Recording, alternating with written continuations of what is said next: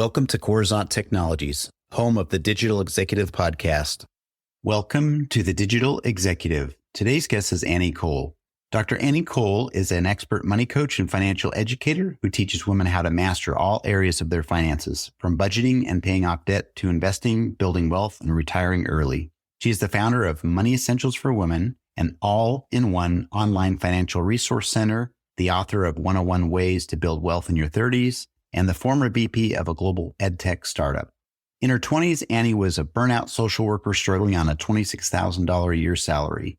This lit a fire in her to learn everything she could about mastering personal finances and making more money. By her 30s, Annie had an investment portfolio worth over $1 million across the stock market and real estate, had negotiated several raises and promotions, and was headed towards retirement in her 40s.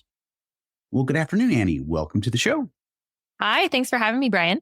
Absolutely. I appreciate you making the time. Jumping on a podcast is one of my favorite things in the whole wide world, and I'm sure you'll enjoy this as well as we get through this, but I appreciate you making the time again. And Annie, I'm just going to jump right into your first question. Your journey from a social worker on a modest salary to a millionaire by your 30s is inspiring. What were some of the first steps you took to start building wealth, even while on a limited income?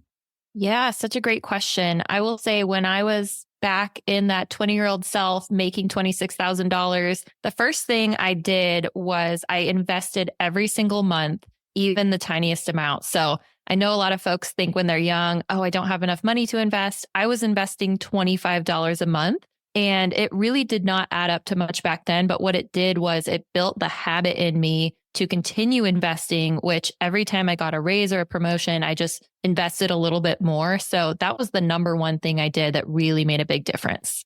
That's awesome. I like that habit you started. Again, as you know, just like snowballs, avalanches, waves, once you start that and you're consistent with it, things start to happen. And we've all seen that. But I appreciate you sharing that story. Seems very modest, but it's come a long way. So thank you.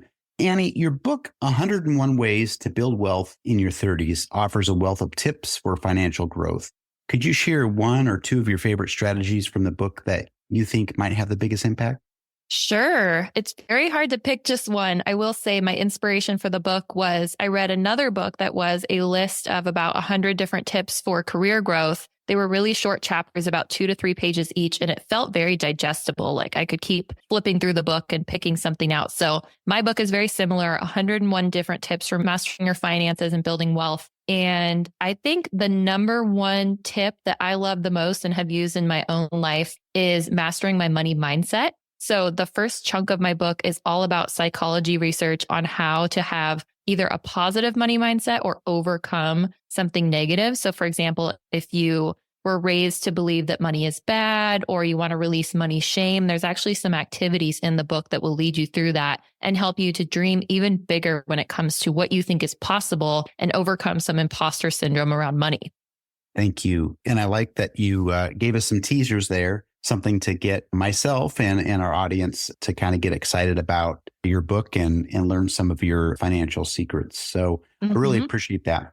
Annie, you've managed to build an impressive investment portfolio across stocks and real estate. For someone just starting out in investing, what are some of the beginner-friendly tips or strategies they should consider? I think the first thing to do is to meet with a retirement representative. If you're employed, most of the time you can meet with a retirement rep for free. I also know that a lot of the big firms now, Vanguard and Fidelity, they'll offer you free advising or robo-advising. So connect with an advisor just to learn more about what's available. But the second tip I would share is you can set up your own investment account online and invest just $1 on your own. That's actually what I did when I was first learning. I put $1 in and I watched what happened to it over about a month. And it was a way to dip my toe in without much fear because the max I was going to lose was $1. So I would say work with a rep and then invest $1 and just start learning what it feels like. Thank you. That's awesome. You know, there are a lot of experts out there like yourself that people could reach out and learn, spend a little time and you get some of that mentoring, coaching, or, pay for that service as well.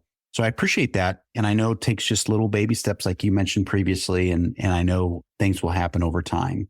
The last question I have for you today, Annie, negotiating raises and promotions can be daunting for many people. Can you share any advice for our listeners on how to confidently approach these conversations and advocate for their worth?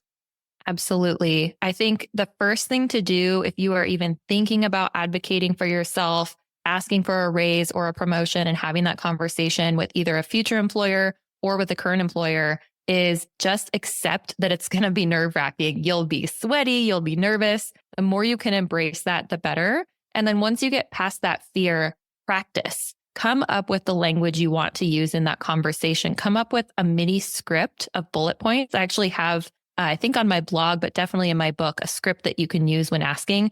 Practice that out loud with a friend or a partner so that you have the words memorized, and it will make it so much easier when you go into the real conversation. Amazing. And they say repetition is the mother of success. So obviously some preparation is what I'm hearing is probably a big part of this, but I really appreciate that. And yeah, there's a lot of things that are nerve wracking. Some things are very uncomfortable, but we know embracing that uncomfortableness will just only make us stronger and more comfortable eventually in some of these challenging areas of our Definitely. lives. So I appreciate that. And Annie, it was such a pleasure having you on today. And I look forward to speaking with you real soon. Yeah. Thanks so much, Brian. Take care. Bye for now.